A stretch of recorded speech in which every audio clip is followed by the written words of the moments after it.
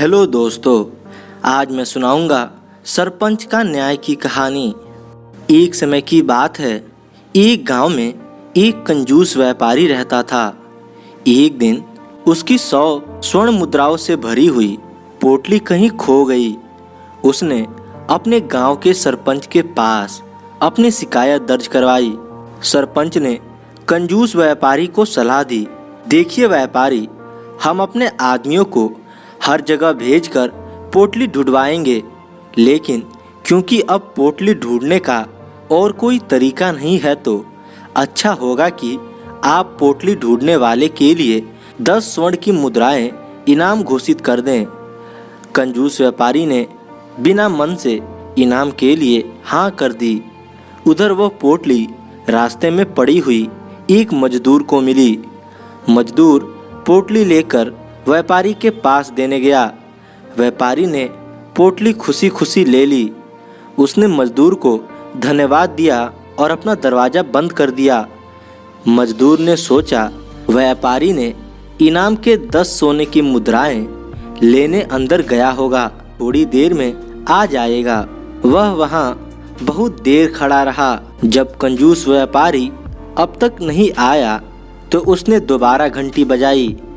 मजदूर को देख व्यापारी बोला, बोलो अब क्या है। मजदूर ने इनाम के 10 स्वर्ण मुद्राएं मांगी। इस पर कंजूस व्यापारी बोला, कैसा इनाम?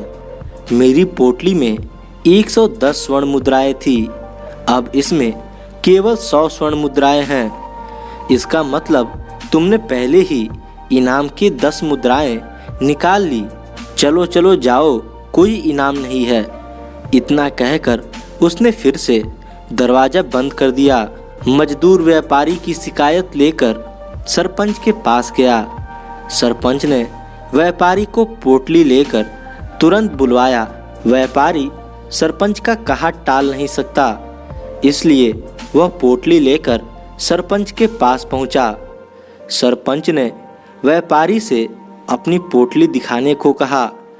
पोटली को अच्छी तरह देख परख कर सरपंच ने पूछा, क्या आप विश्वास से कह सकते हो कि आपके पोटली में 110 स्वर्ण मुद्राएं थीं, 100 नहीं? व्यापारी ने झट से हाँ कह दिया। इस पर सरपंच बोला, फिर तो मुझे लगता है यह पोटली आपकी नहीं है, क्योंकि 110 स्वर्ण मुद्राएं के लिए यह पोटली बहुत छोटी है। इस पर इतनी मुद्राएं नहीं आ सकती।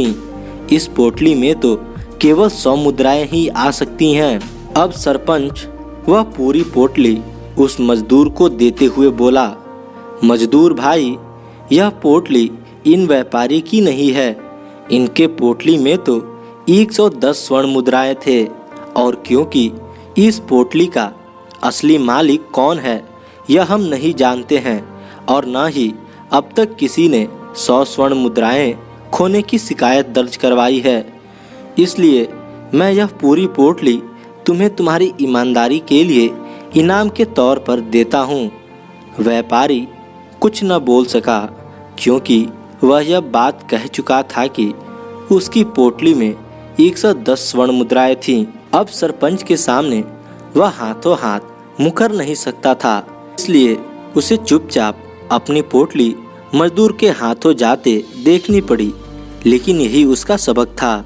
दोस्तों, इस कहानी से हमें यही शिक्षा मिलती है कि धोखेबाजों की हमेशा हार होती है, और न्याय की कुर्सी पर बैठने वाले को बिना किसी पक्ष पर उचित न्याय करना चाहिए।